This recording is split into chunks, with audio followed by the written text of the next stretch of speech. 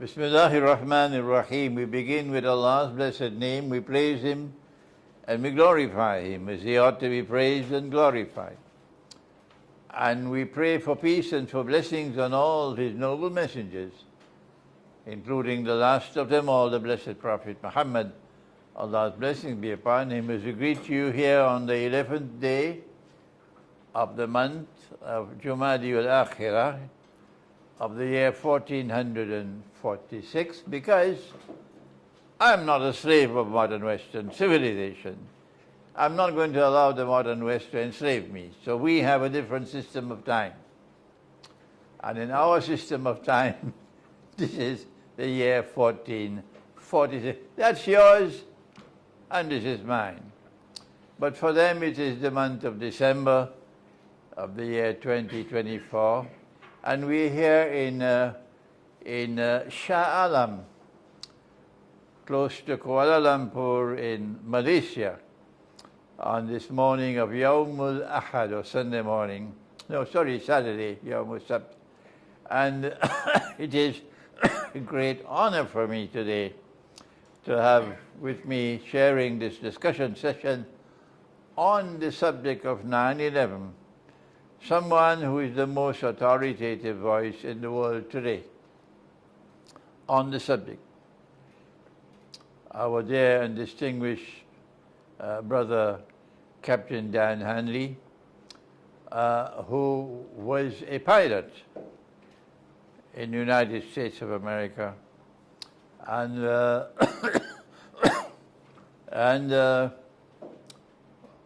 who was not convinced with the official explanation of what happened in 9/11. We know because our prophet said, as only a prophet could say, about the end time. He said, beware, that there will be great liars in the end time. Beware.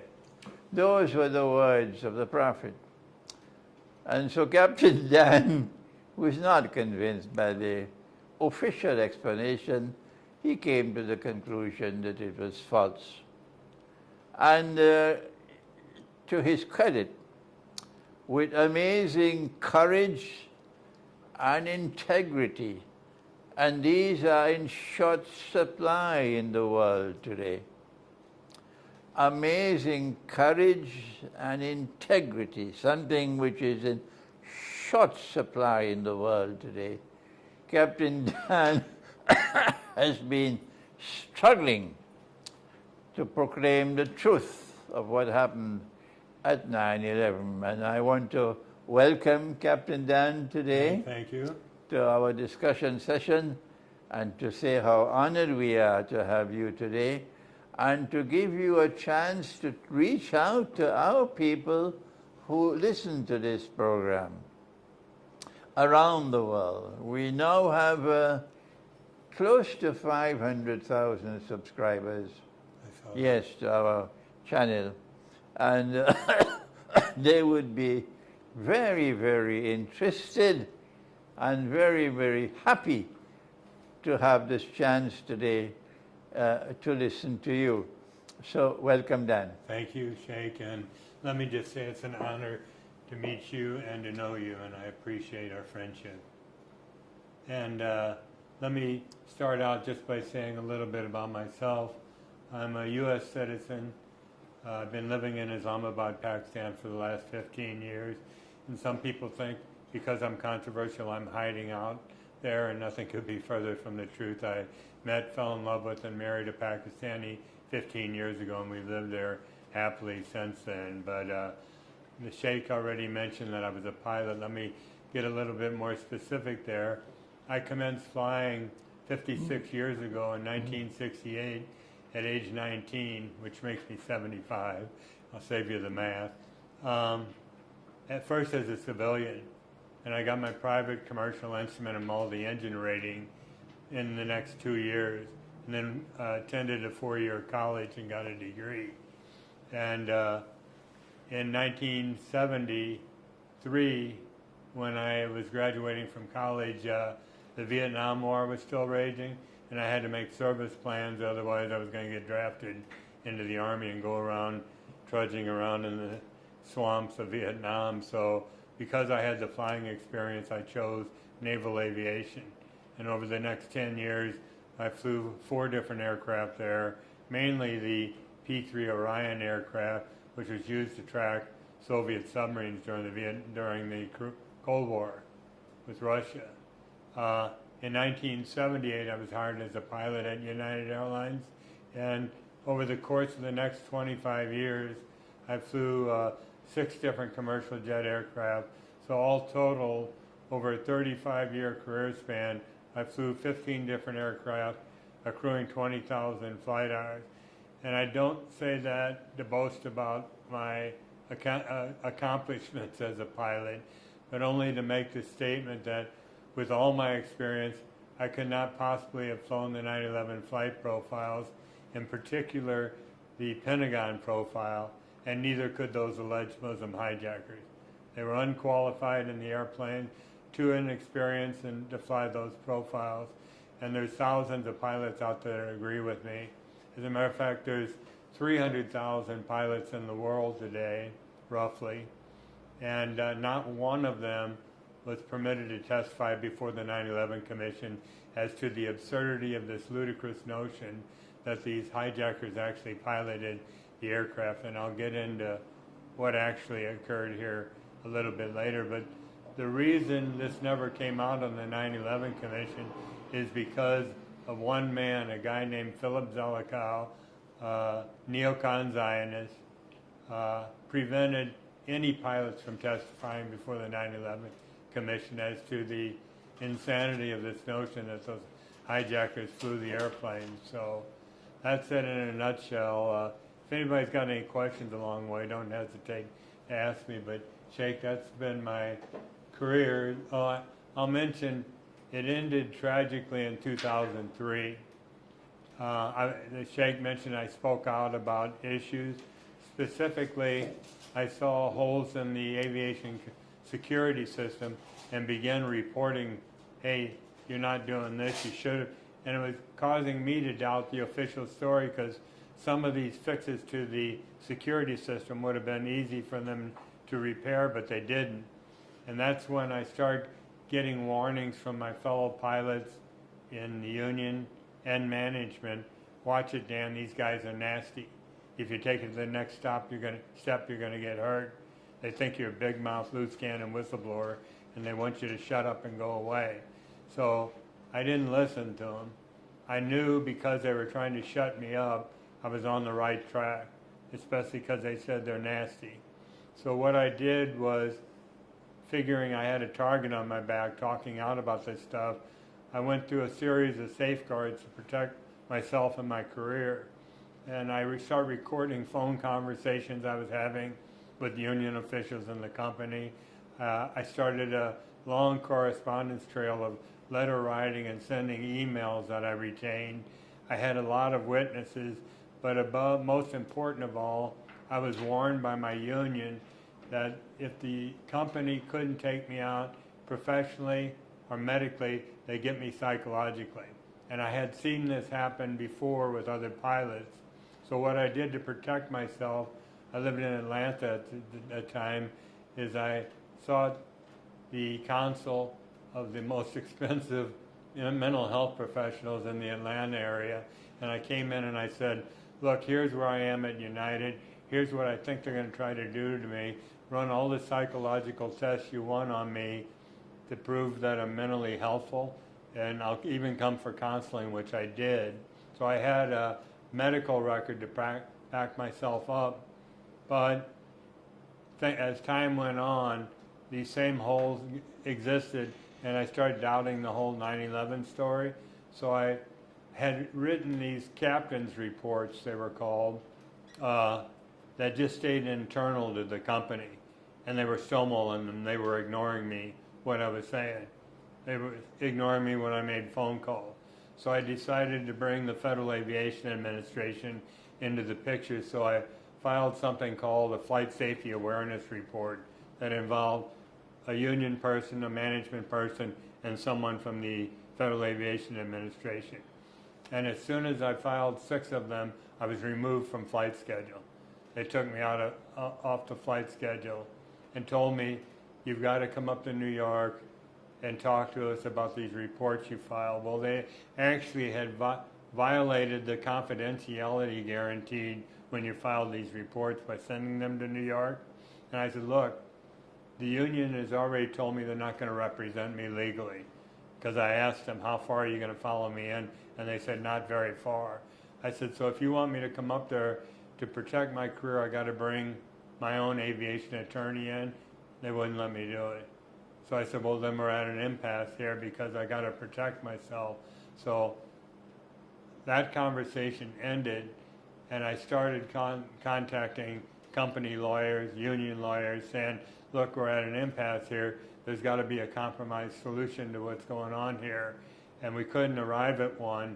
So a little bit later, my chief pilot, my boss in New York, was out of the Denver Training Center, and he ran into the chief flight surgeon at United Airlines. And the surgeon says, is Hanley one of yours? And he says, yes. And he says, put that expletive deleted on sick list. And he said, why? He hasn't seen a medical professional. He says, it's coming from up on top. Do what I told you. So he called me up and said, Dan, I'm sorry. My hands are tied on this. You have to go see a doctor before you can fly again. Well, this I knew was leading to what I thought they were going to do to me. So I reluctantly agreed to go up and see a doctor in Chicago. And when I got up there, the first words out of his mouth was, are you seeing a mental health professional? I said, well, I knew you were going to say that. I said, yes, as a matter of fact, I have. And I pulled out my cell phone, and here you want to talk to him? And I handed him the cell phone. So long story short, they sent me to a psychiatrist at a mental health facility who diagnosed me after seeing me a very brief period of time as being bipolar. I don't know if you know what that is. Yep. Which I could prove that I wasn't, but that grounded me for life as a pilot. Oh. As a result of that grounding, it wasn't just the grounding, and my wife and I had been happily married for 75 years. I'm not that old. Had been married for 27 years, and eventually over time it destroyed that marriage, which alienated my 2 kids because they blamed me for the divorce for being a whistleblower. And they also believe, and still do, the official 9/11 story, and think their dad's a whacked out conspiracy freak and they don't talk to me, which is my biggest loss in all of my. The divorce happened and then this happened, but I also lost about $4 million in pay, pension, and stock. It destroyed a 35-year career in aviation and my reputation as a pilot, all for just speaking out about 9/11. Well, that event alone, knowing I'd been hushed up, sent me down the road to where I am today, because that's when I started exploring what happened with other people, what happened. Did I mention I went, when I got out, I was 54 years old, and the retirement age was 65. It still is. And so what's a 54-year-old man going to do whose only marketable skill is flying airplanes? So I decided, because I was interested in psychiatry and other subjects, that I would become a psychologist. And as part of that, I felt that because most people are adherents to some form of religion, that I thought, because I had studied all religions, I thought, well, I'll minor in world religions, which I did, which led me to Islam. But where was I here? I was, I attended school for a couple of years, and my dad was dying at the time, and I was spending too much time studying, and I wanted to spend the last years of his life, or days of his life, with him. So I dropped out of school and never wound up returning. But it got me into a series of events in my life that led me here today. And one of them was the fact when they came out and said that these Muslim hijackers piloted that airplane. Because I had flown little airplanes early in my career and had also flown the Boeing 757 and 767 aircraft that were used on 9/11, I knew it wasn't possible. I thought to myself, they surely had to have had training elsewhere, because all we were told was that these guys trained in light single engine airplanes mainly. So I thought it's not possible. So because the 9/11 Commission had ignored any pilot, they prevented any pilot from testifying before the commission, I spearheaded an effort that you have in front of you on the cards called 9/11 Pilot Whistleblowers. And I got together with a group of pilots and we all agreed they couldn't have flown the airplane. Something else happened there. And we discovered a system that I'll talk about here in a minute. So I appointed myself as director of 9/11 Pilot Whistleblowers and the public spokesperson for the group. And the purpose, we've got the website there on 911pilots.org. I encourage you all to go in there, study it. There's two major drop-down menus. One's entitled Menu, and the other one's entitled Articles. It's a pretty simple read. Read the whole thing and watch the videos there. And I'm going to present a series of facts to you. You may find some of them difficult to believe, but after you read our website and listen to what I have to say, we leave it up to you. You got the facts. You be the judge as to what happened on that day. The purpose of our organization is to show that there were no Muslim hijackers at the controls of the 9/11 aircraft. Not necessarily that they weren't at the controls, not necessarily that they didn't get into the cockpit, but that they weren't controlling that airplane. It was remotely controlled. It was electronically hijacked and remotely controlled through employment of a system called the uninterruptible autopilot that enables a remote source to take complete control of the aircraft autopilots and flight management computers and fly it to its designated target, whether it's another airport or into a building. Was that the same way the Malaysian aircraft was had? I was just here for that very reason. Malaysia Air 370, remember the Boeing 777 that left here heading for Beijing and suddenly disappeared out over the Indian Ocean? We claim that it was also employed with that airplane as well. But once this system's engaged, the pilots can't disconnect it. What about the Malaysian aircraft over Ukraine? Same thing, Malaysia Air 17. So that's what I was in here talking to people about yesterday. But they can't disconnect the system. So imagine the horror if you're a pilot flying along having your coffee and breakfast, and all of a sudden the airplane takes off on you and you go to click the switch that turns it off and nothing happens. You can't talk to anybody. They're not identifying you on radar, and off the airplane goes into the building. So this qualifies as electronic hijacking? That's what we call it, yes, electronic hijacking. Electronic hijacking of the aircraft. Actually, what we claim the system does is transmit navigation data. I'm talking about a course, altitude, and speed, which defines a trajectory, okay? It transmits that into what's called the flight management computer, which is like the brains of the airplane. And whatever is programmed into that computer, if certain modes of flight are selected, that's where that airplane's going. And it employs cruise missile technology. It's accurate within a meter or two. So if it's programmed to hit a building, that's where it's going. Or if it's been programmed to go to another airport, it'll auto land there. So that's what we claim happened.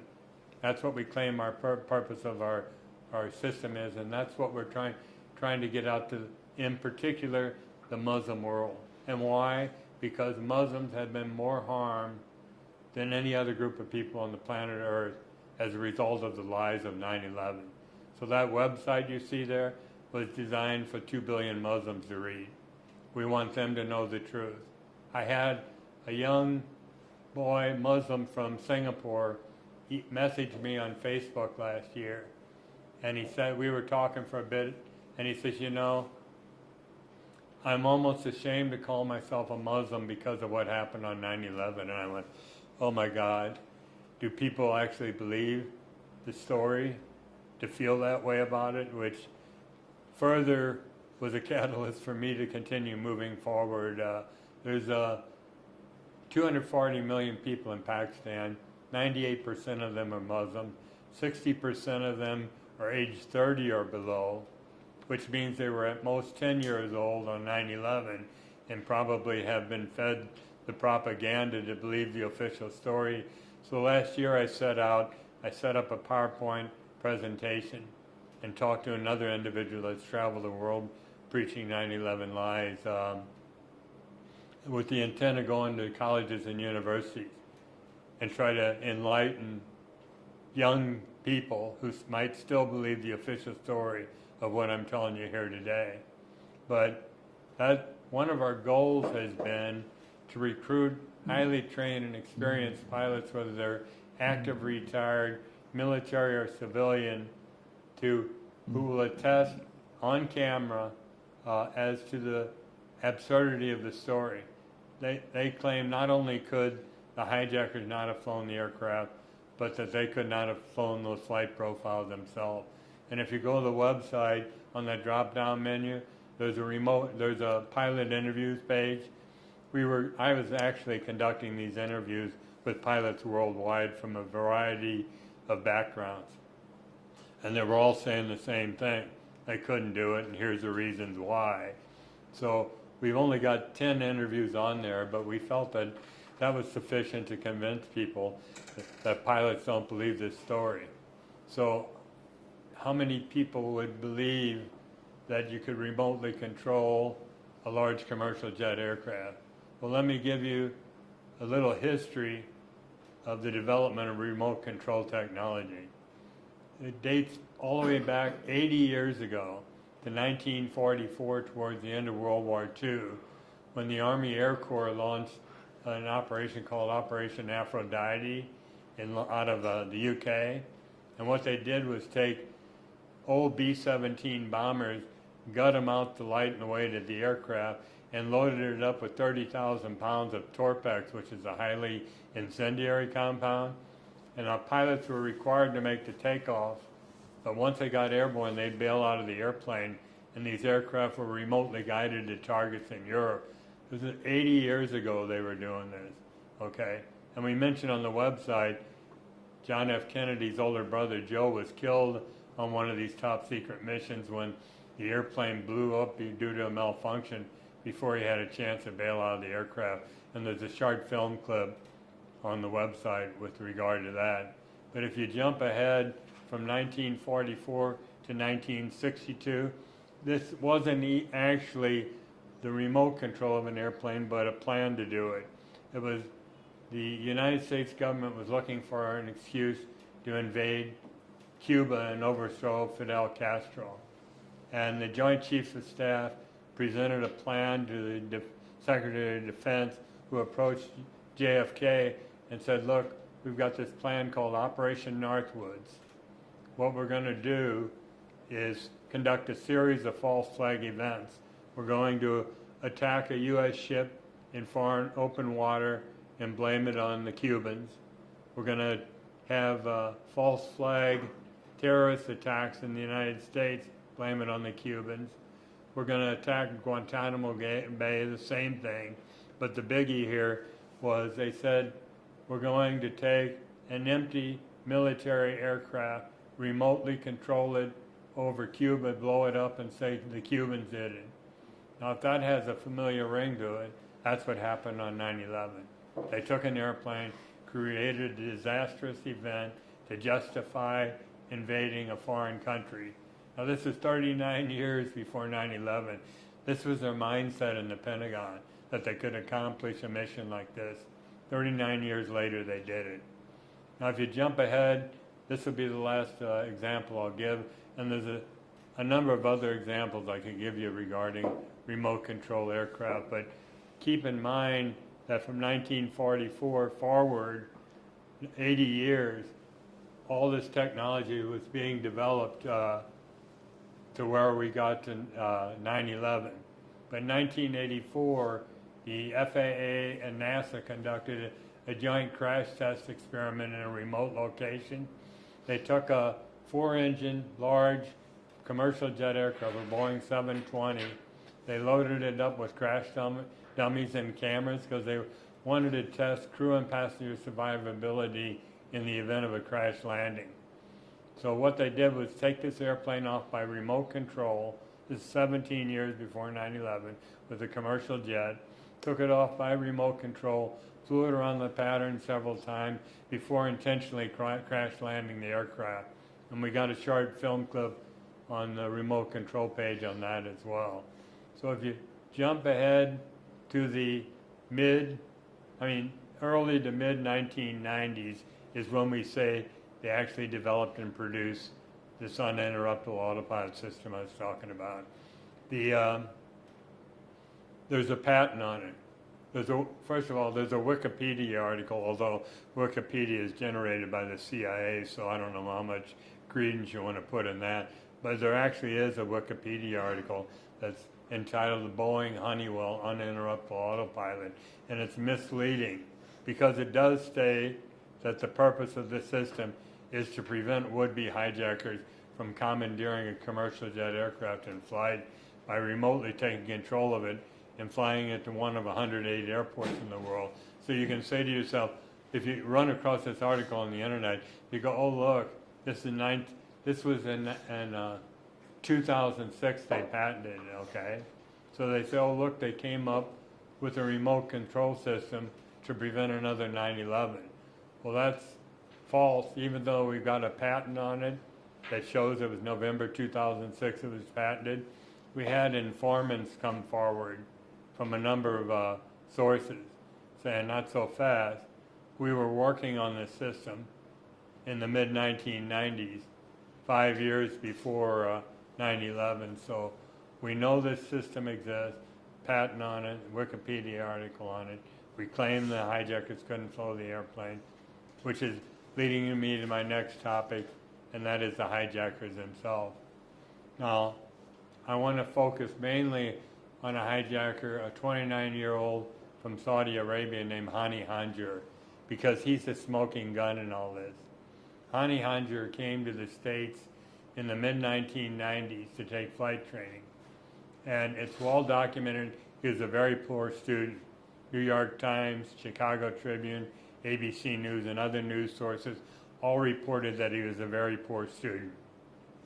He left the States, went back to Saudi Arabia for a period before returning to the United States, and he wanted to continue flight training, and he went to a school that he had been enrolled in before. They wouldn't take him because he was such a poor student the first time. They said they didn't want to waste assets on him. So what was the maneuver Hani Hanjour was supposed to perform? The airplane, it was American 77, a Boeing 757, took off from Washington Dulles Airport heading for the West Coast. And it got up to cruise altitude for a while before it did an about-face 180-degree turn and started a descent into Washington. The airplane gets to 7,000 feet and it commences this descending, accelerating corkscrew turn to arrive precisely at the surface without skidding the surface. That was the trick. The 330-degree turn isn't so difficult, but at 500 knots to get the airplane stopped just a few feet off the surface without skidding it and driving it all the way into the Pentagon at that speed and strike it on its first attempt is absurd for a guy that was a poor student. But it gets better than this. This same maneuver was replicated in a flight simulator and flown by highly experienced pilots. They crashed the simulator trying this. Yet we've been led to believe by the 9/11 Commission and the U.S. government that Hani Hanjour, this poor student, accomplished this amazing feat on his first attempt. It was impossible. It gets even better. Hani Hanjour, a month prior to 9/11, goes to the Freeway Airport in Bowie, Maryland, and wants to rent a little Cessna 172, a light prop-driven aircraft, right? Well, when you show up at an airport like that, if they don't know you, you got to prove you can fly. So they take you up on an evaluation flight. Well, Hani Hanjo didn't go up on one or two. He went up on 3 evaluation flights in this light airplane and flunked all 3 of them. There was a male pilot named Ben Connor, female named Sheila Baxter. They both came to the chief instructor saying, don't rent him the airplane, he can't fly, he can't handle it. And it took me a while to track him down. The chief flight instructor's name was Marcel Bernard, and he was very reluctant to talk to me. I left him, excuse me, let me get a drink of water here. Okay. I'm a blabbermouth. Okay. I left Marcel Bernard voicemail twice, and my name's Dan Hanley, 911pilots.org. Check the website out. So I said when I called him the 3rd time, I had to get up super early. He lived in Washington, D.C. And he says, who is this? I said, it's Dan Hanley. He goes, I have nothing to say to you. And I said, well, wait a minute. He said, no, you listen to me. He says, do you know who we're dealing with here? I go, yes, the most powerful, ruthless subhumans on the planet Earth. Very wealthy people. He goes, that's right. He says, do you know what you're going up against right now? I go, I know exactly what I'm going up against. And I understand why you want to remain silent. I said, but you serve as a critical witness. Would you agree to let me interview you on tape? He goes, absolutely not. His wife was in the background screaming, hang up on him, hang up on him. And he's going, no, wait a minute, wait a minute. So he read me the riot act and then hung up on me. And I tried 2 other times to call him. He'd answer. He goes, who is this? I go, Dan Hanley. Click. He wouldn't talk to me. And you got to understand what a critical witness he is in all of this, because his story blows the heck out of the whole 9/11 story that these hijackers could fly. So, the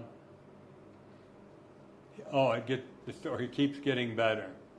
So Hani Hanjo flunked the 3 check rides at the freeway airport. He goes down the road 3 days later to another fixed base operator called Congressional Air Charter.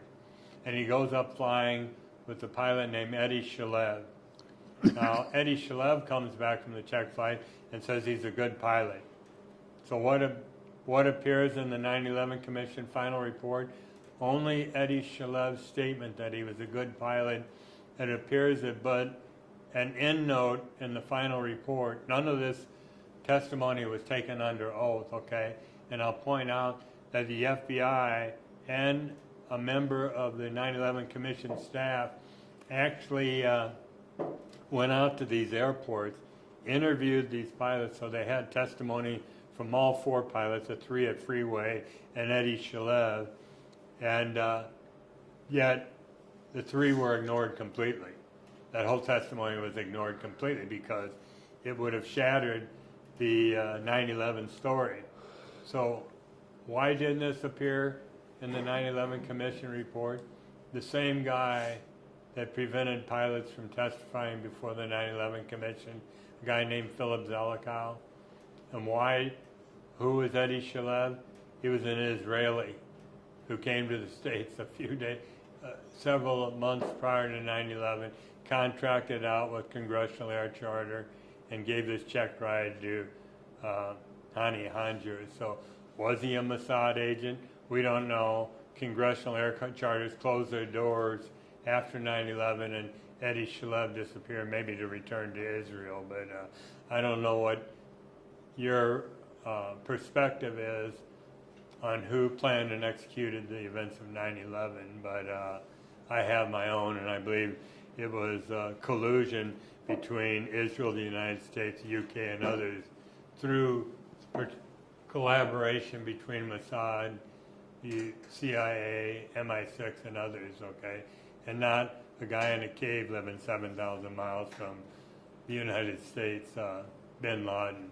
So now we've got all this information on 911pilots.org. Where do you take it? Well, there's several groups we're affiliated with, and I know all the leaders of these 9/11 truth groups.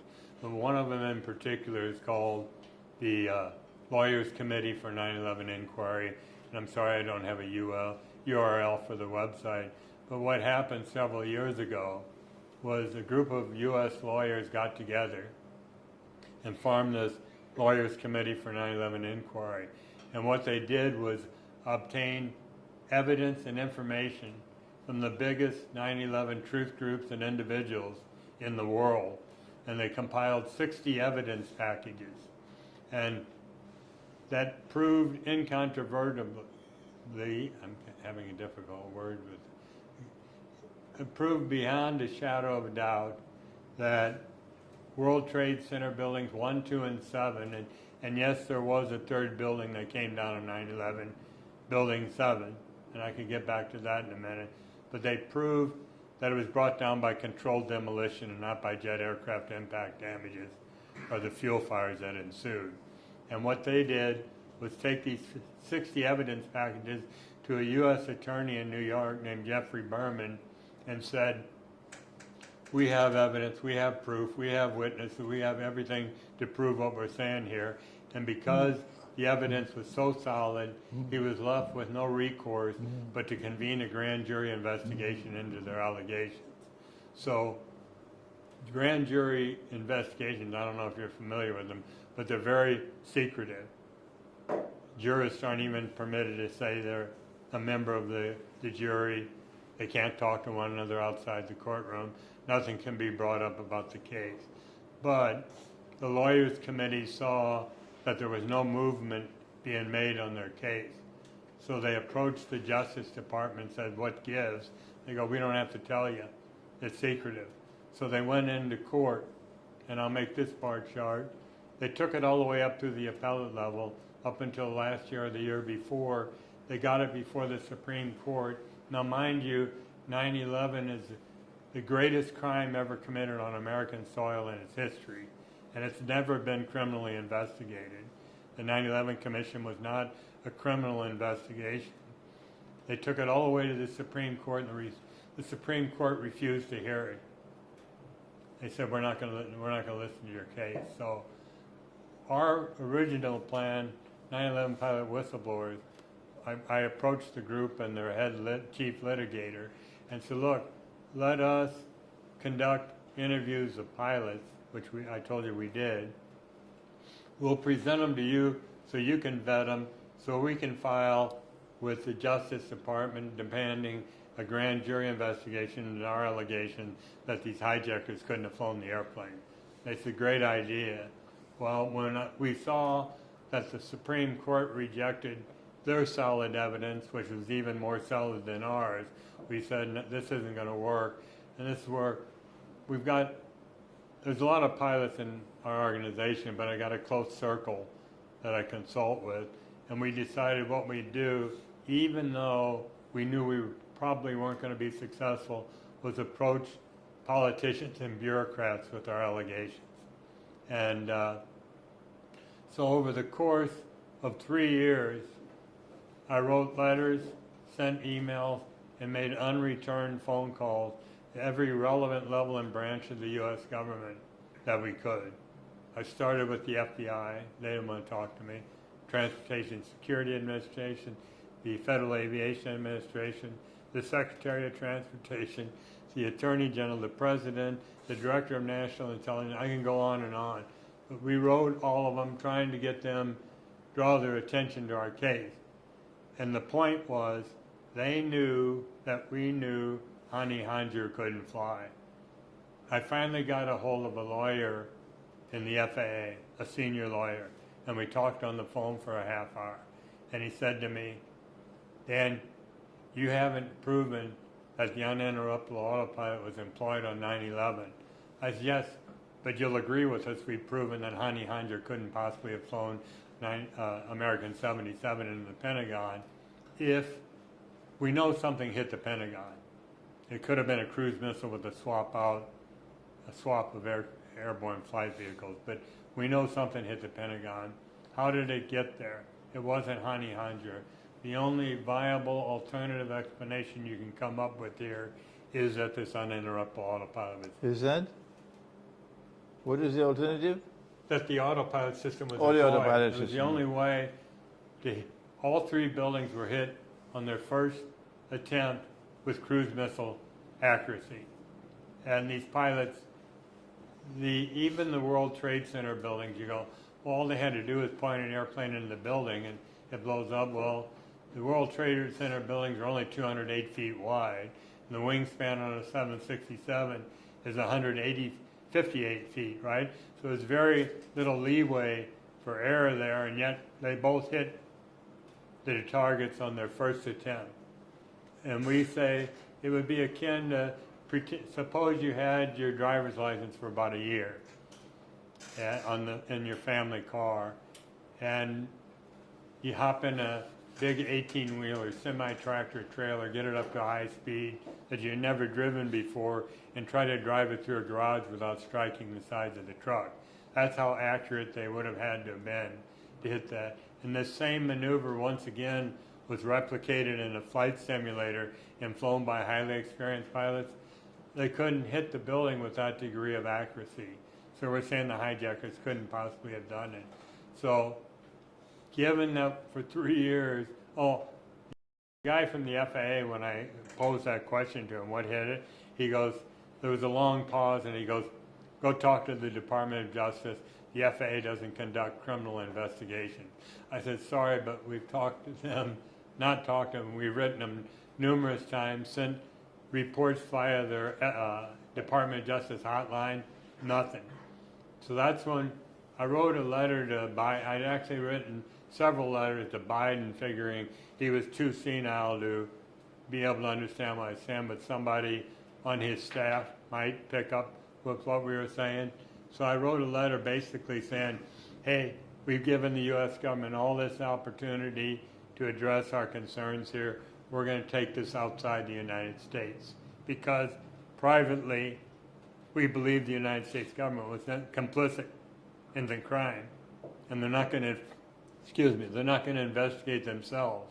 So are you familiar with the Organization of Islamic? Well, let me back up. I live in Pakistan, I told you. Are you familiar with the ISI, the Inter-Services Intelligence Agency? Okay, it's like their CIA in Pakistan. It's a military, it's Inter-Services Intelligence, ISI. So Imran Khan, the prime minister at the time, I personally believe he was a 9/11 truther but couldn't speak out. So my intent was to get in and talk to him about this system, the Lawyers Committee, and all the evidence out there, hoping maybe down the road Pakistan could come forward with some kind of a commission. Because you got to realize, more than any country in the world, Pakistan suffered the greatest loss of life, 70,000 people, due to terrorism. And they lost $120 billion. So I thought by approaching the 240 million Pakistani Muslims in the country, telling them there were no Muslim hijackers at the control, would resonate well with them. So I wrote to Imran Khan and his foreign minister, and said, hey, look, we got this evidence, I'd like to come in and talk to you. And the next thing I get is a letter from the military sector, their military secretary, saying you got to come through us.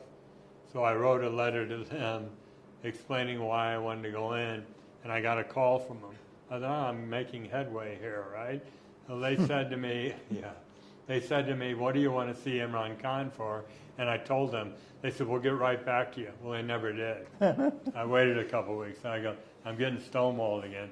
So that's when I went to the ISI, because the ISI is all powerful in Pakistan. It's running the show over there right now.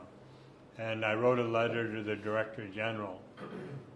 And a couple of months later, in March 7th to be exact, of 2022, I get a phone call from the ISI saying, the Director General wants you to come in and talk to us. So I went through all their security stuff to get myself and my wife inside the facility into an office where a colonel came in and talked to us for an hour, and I explained this system to him and how we've been stonewalled by the United States. And he said, well, look, the Director General wanted to be here to talk to you, but he couldn't but we want to bring you back in.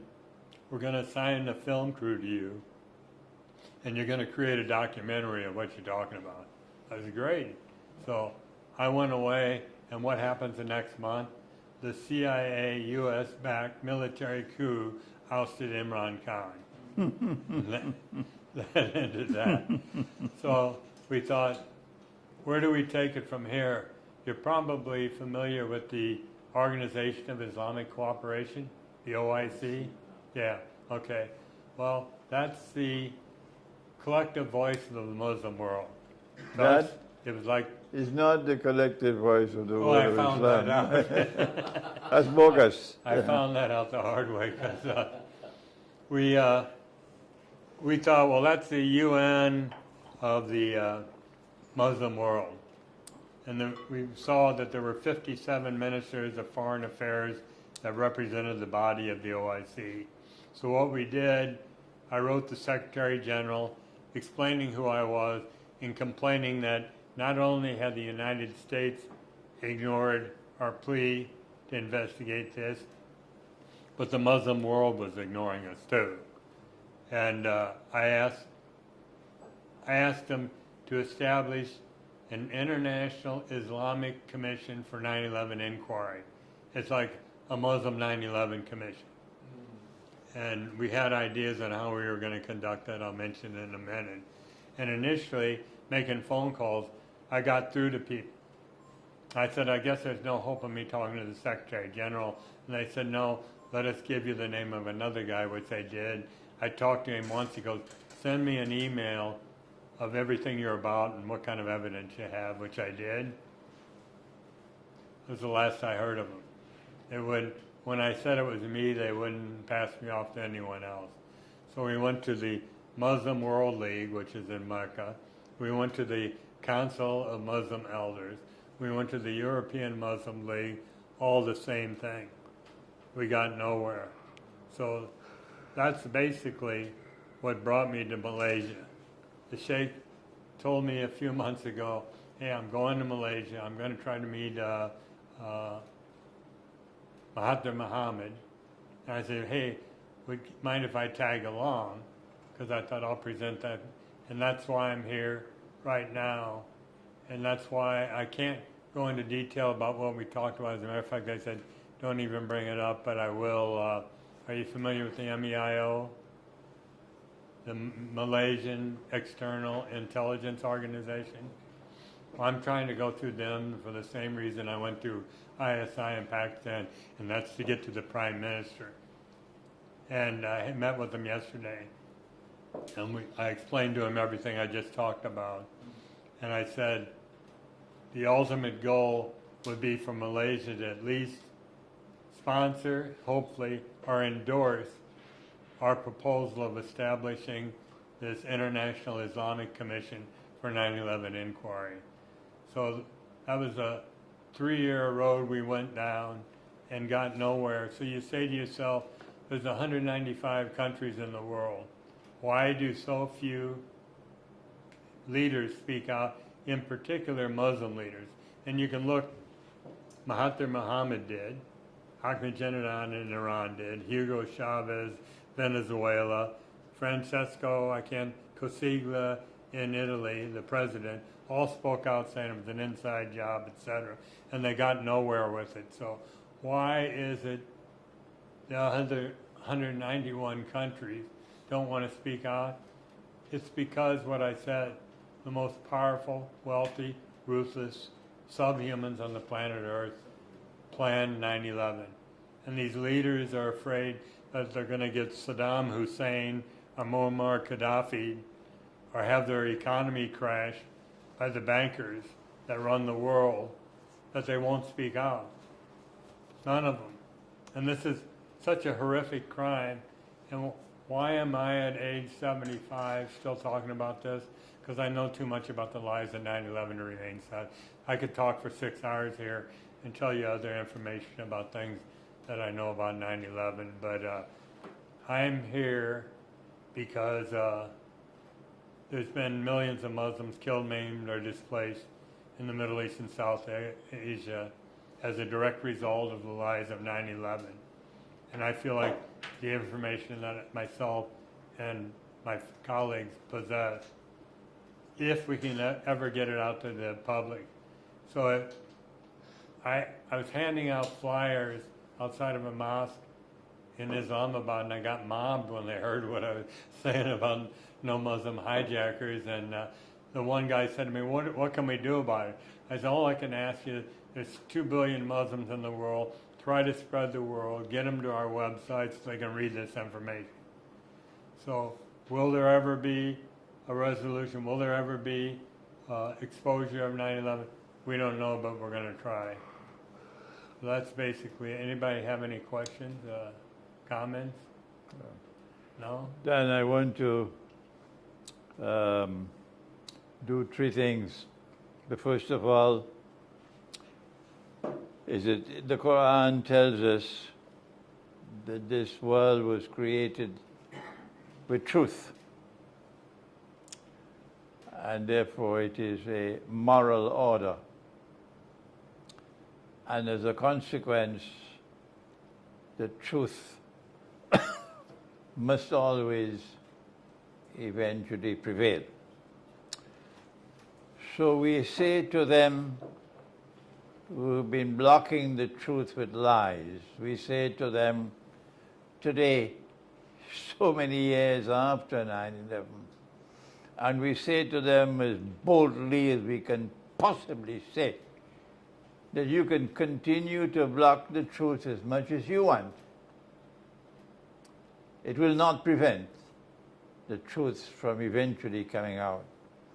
And we have to commend you, Dan, Captain Dan, for your courage and your integrity, for having the courage and the integrity to pursue this subject for so long, when we have so many pygmies amongst us, politicians, diplomats, businessmen, professionals, who are pygmies of men, who have no courage and who have no integrity and will not stand up to proclaim the truth. Our prophet said, as I said to you earlier, he said that in the end time there would be great liars, and yet we have so many sheep and cattle and goats and camels who swallow the lies, and they eat their biryani. It's a nice meal, eh? Yes, very good, yeah. yes. They eat the biryani and they go home and sleep. So we have the conviction that truth will eventually prevail, and they cannot stop it. The second thing I want to share with you, I was in New York on the morning of 9/11. You were? Yes. And I had to drive to JFK Airport that morning at 7 o'clock.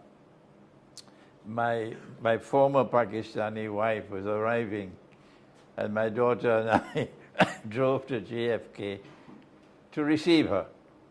And I had to take her from JFK to the airport in Newark, in New Right. Jersey. I can't remember the name of the airport. Newark International. Yeah, for taking a flight to Texas. When we arrived at the airport, we were told that all flights are cancelled. So we inside at the airport, we don't know what to do. All flights are cancelled, nobody giving us any explanation. Then, then there was an announcement that the airport is closed and everybody must leave. And as we were preparing to leave the airport, I overheard some people standing close by, and they said that one of the towers is down. Oh.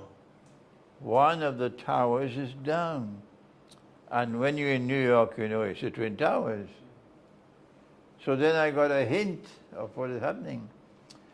So we drove back to my home, and then we watched on television, and we saw the whole drama emerging on television. And I looked at that and I came to the conclusion on 9/11 itself that history was repeating itself. I said exactly what happened in the summer of 1914 when a false flag took place to allow the First World War to proceed, to take place. Right. The assassination of the Grand Duke Franz Ferdinand in Sarajevo in the summer of 1914, that was the trigger which brought about the First World War. And I then said that this, what is now happening, is a repeat of that 1914. And I also said about 9/11, I said there are lies, and then there are great lies, and then there's 9/11. Yeah. So from my Islamic eschatological perspective, I locate those who planned and executed 9/11 to have been pursuing a mission similar to that which provoked the First World War. Yeah. And that's exactly what has happened since then.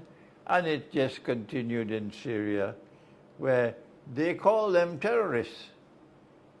The United States says about these jihadists that they are terrorists. And yet it was the same CIA which gave us 9/11, and the same Israeli Mossad which gave us 9/11, and the same Saudi Arabia was dancing with them.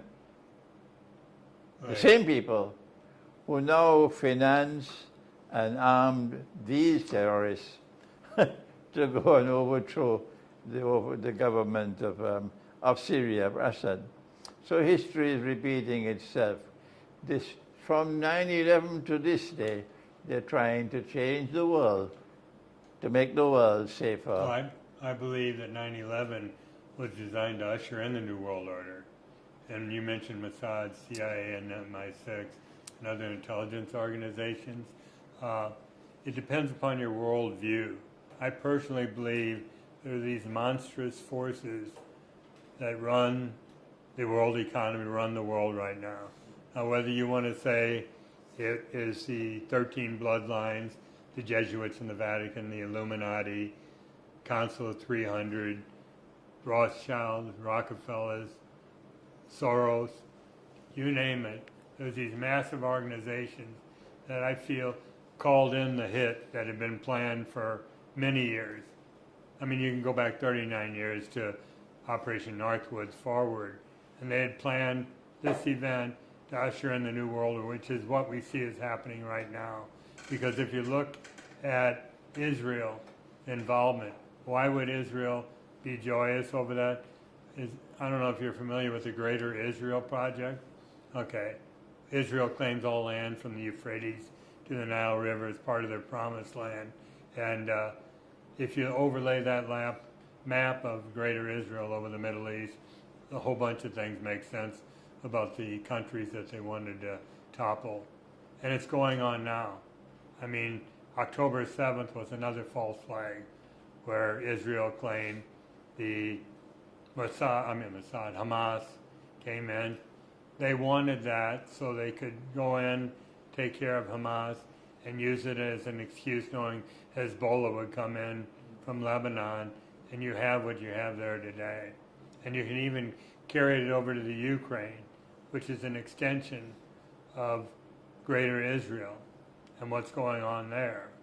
Because Zelensky even boasted that they wanted to import 6 million Jews into the Ukraine and make it the new Greater Israel. So that's what I believe in. Let me just back up real quick. Everything that I was talking, go through the website, and the closing statement is, did the 9/11 hijackers do it, or was it the uninterruptible autopilot system? So you be the judge. I don't know whether you believe anything I just told you, but I think, yes. One second, please. 1 second, please. 1 second, please. Yeah. Then 4 days after 9/11, I delivered my last lecture in the United States, in New Jersey. And there was a very large audience, and everybody was excited about what is happening and we being blamed. At the end of the lecture, I addressed the gathering about 9/11, and I said to them that we condemn what happened on 9/11. And we ask Allah, the Lord God,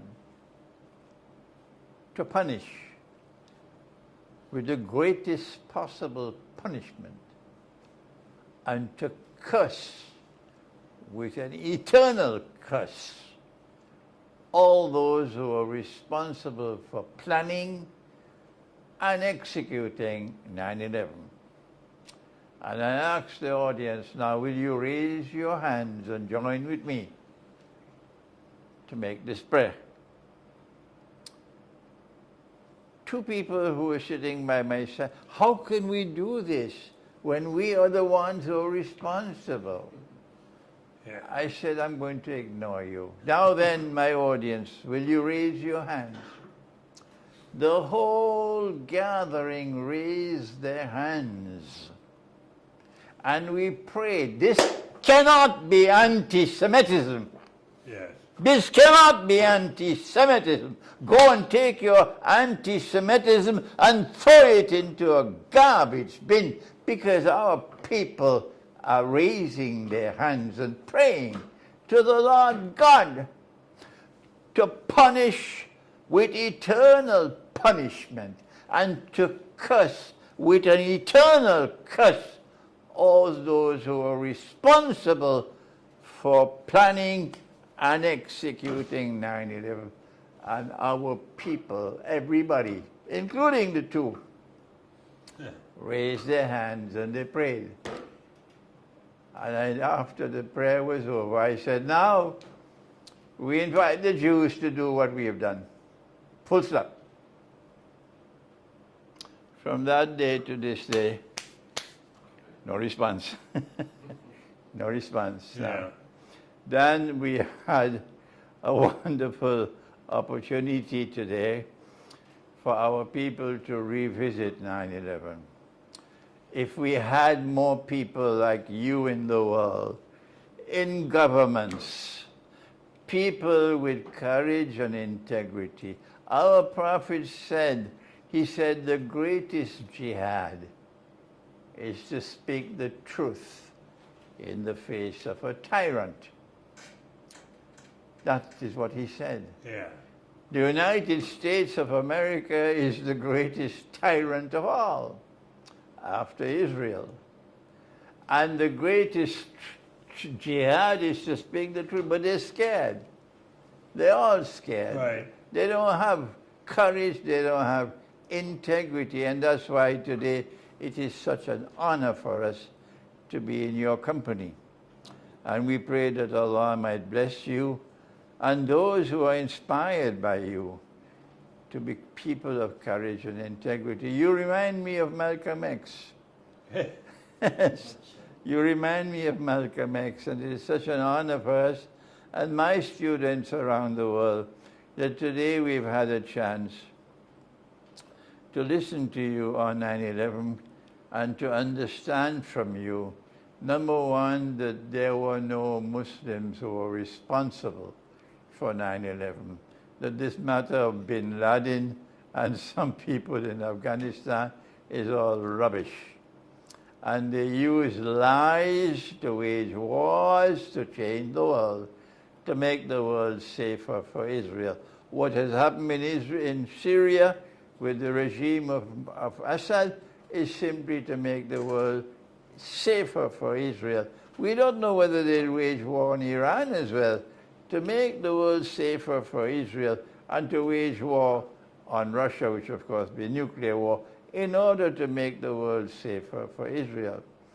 We know that we have had a lot of tears since 9/11. We have suffered much since 9/11. But we know from Islamic eschatology, Dan, that the suffering has not ended, that there is even more suffering ahead of us. And what we are doing is giving to our people the capacity to show patience while we're going through the storm. And do not give up hope. Do not blame yourselves. They're putting the blame on you when they're the ones to blame. And keep the faith, and tomorrow the sun will shine once again when the Messiah, the true Messiah, Jesus, the Son of Mary, returns. There are only two people in the world who believe that Jesus will come back. And they're Muslims and they're Christians. Oh. But then there are two kinds of Christians. There are those Christians who seek to follow Jesus. And today they're led by Russia. And there are other Christians who follow a fellow called Santa Claus. Yeah, you're talking about Christian Zionists? That's right. And these are the Christians of the Western world, and they're the ones who control the news media, they give propaganda around the world. And these two people, the Christians who follow Jesus and the Muslims who follow Muhammad, who pray in the direction of Mecca, not Washington, these two people are destined to come together in friendship and alliance in the end time. And so what you have said today in returning to 9/11 is a message not only to the world of Islam, but also to that Christian world which is led by Russia. And there are many, many of them who listen to me. And we hope and pray that Allah might bless your effort. I don't know if it's possible that we might succeed one day in having establishing a commission which will excuse me, which will investigate the 9/11 from a different perspective than that official investigation and explanation which has come from Washington. Then I want to allow the questions now. If there are any who would like to ask questions, we have. No, basically just because being a Malaysian, and then you Shaikh mentioned about MH17 and MH370. Do you have any more any detailed story about 370 especially? In addition to those two Malaysian aircrafts, can you also comment on the aircraft of General Ziaul Haq, which crashed? I don't know if I can address that in detail, but as far as Malaysia, Air 370 and 17, I just turned over to the MEIO, the Malaysian External Intelligence Organization, a 66-page document yesterday on a flash drive that gives all the reasons why evidence of the employment of the uninterruptible autopilot. Because if you look at what happened with that airplane, it took off from Kuala Lumpur, right, heading from Beijing.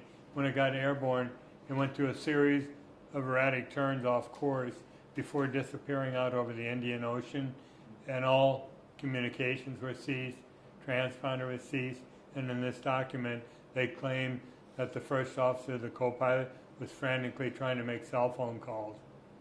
So this idea, I feel like sorry for this poor captain that took a fall for that incident, but the same thing in Malaysia, Air 17 was taking control and flown over hostile territory and blown up. So as far as General Ziaul, the argument is, was it the United States or was it someone else that brought it? If you're not familiar with General Ziaul, he was a military dictator in Pakistan whose airplane blew up in the air and killed him, and I think it was Minister of Foreign Affairs, I don't remember. No, the American ambassador was on the flight with him. Oh, that's who it was. Yeah, I knew there was somebody important there. But as far as that one goes, it's still up in the air on who is to blame. I mean, myself personally, because I feel like I can never return to the United States again for multiple reasons. I don't want to. I'll be honest, I abhor the U.S. government because it's being controlled by Zionist Israel. And I don't know if you're familiar with AIPAC, the American Israel Public Affairs Committee. It's the biggest lobby in the United States. They've got a stranglehold on every politician from the White House down to the street level. These politicians that's why you see Netanyahu getting standing ovations when he comes into Congress, because each one of these politicians has an Israeli handler that controls him. As a matter of fact, politicians, once they get in office, have to sign an oath of allegiance to Israel, that they will support Israel at all costs. So that's why they're not talking out about 9/11. They're not stupid. I mean, I was able to learn what I did about 9/11. All the information's out there. They've got to know the truth about 9/11, and they're not going to ever speak out. They can't. And I was surprised in Pakistan. I've asked people over there, are you familiar with how the stranglehold Israel has on the United States? They go, no, what are you talking about? So I think a lot of people on the outside looking in that haven't investigated don't realize that that's the case, but it is. It is. Anyone else? Okay. Then I want to suggest that we had a repeat of 9/11 last November. That weapons and drones which were on their way to Ukraine were siphoned off. We're doing what? Weapons, state-of-the-art weapons and drones and so on, which were being shipped to Ukraine, were siphoned off by the CIA and by the Mossad, the same two players. And they used middlemen in Saudi Arabia to get these into Gaza. And because the Islamic resistance in Gaza didn't have much upstairs to understand what was happening, they believed that it was coming from the Lord God. Really? That it's coming from their friends. It was bonanza for them. They didn't have insight. They didn't have it. And so they were being prepared for slaughter. And when they had all the weapons and so on, and the drones and so on, then Saudi Arabia let it be known that we are about to recognize Israel. And now these young people in Gaza, we have to do something to stop Saudi Arabia from recognizing Israel. And that's why on the 7th of October last year, they launched this attack on Israel. Israel knew the attack was coming. Right.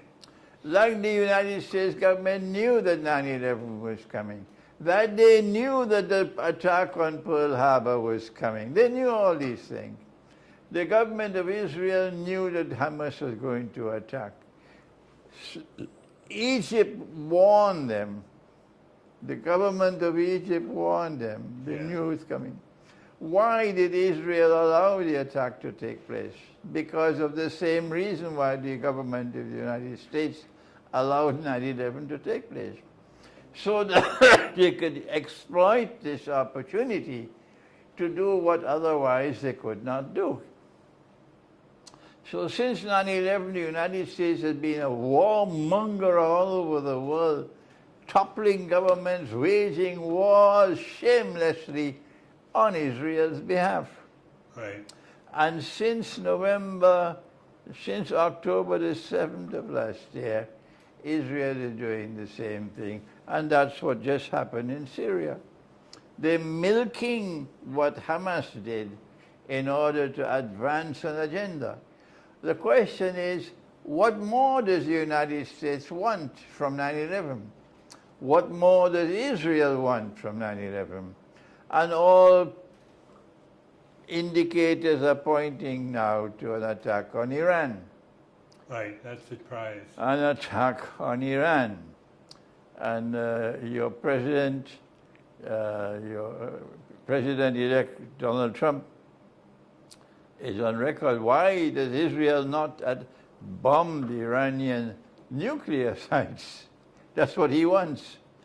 And so then there are fireworks coming up ahead of us because while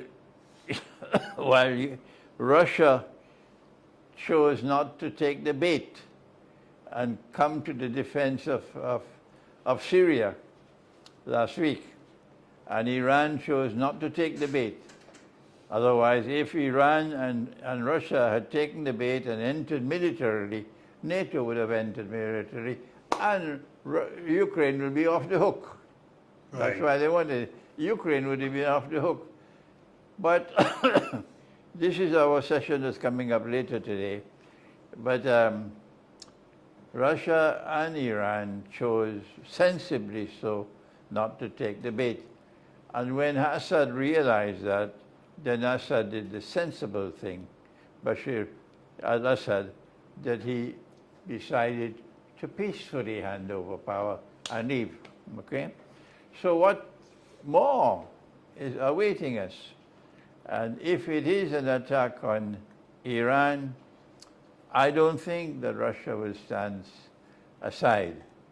I think that Russia will not stand aside if there's an attack on Iran. So the future which is lying ahead of us is terrifying. But I'm glad that you are in Malaysia, and I want to appeal through this discussion session to those in Malaysia who are listening that it is time for such a commission of inquiry to be established on the 2 Malaysian aircraft. And if this, which were brought down, and if this commission of inquiry could be established and you can be invited, this should open the door to understanding of 9/11. Yes.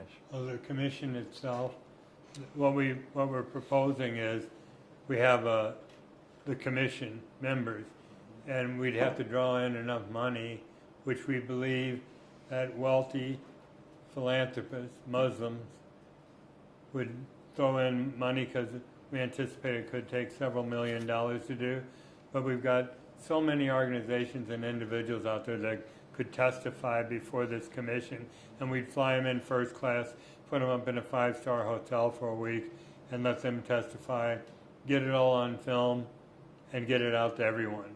However, because the mainstream media will probably condemn us for even having the commission, but we've got to figure a way of getting around that and getting out what the findings of this commission were, because they're not just the lawyers committee. You got architects and engineers for 9/11 Truth, the International Center for 9/11 Justice, Richard Gage, a whole bunch of people out there having all this information and nowhere to go with it that we prove.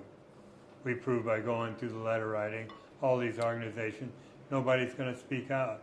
It's going to take the courage of someone like your Prime Minister, Mahathir Mohamad, to come forward and say, we're going to have the commission, which is why I was here and why I was tying in 9/11 with Malaysia Air 370 and 17 and the uninterruptible autopilot system. My hope is to go in and actually speak to the Prime Minister, but I don't hold hope that that will happen. Maybe. Dan, we wish you success in this effort, and whatever help we can give, we'll be very honored to do so. And I want to thank you, Dan, for this important and timely discussion session we've had today on 9/11. And I want to wrap up now by reminding our viewing audience that our Prophet, Allah's blessing be upon him, was warned that in the last age there will be great liars, so beware. They tried to deflect it by something called conspiracy theory. Don't bother with them. Follow the Prophet. And be careful of accepting anything which comes from them, because they are great liars. Thank you, Dan. Thank I you, look sir. forward to meeting with you again. Thank you. Thank you. Bye-bye.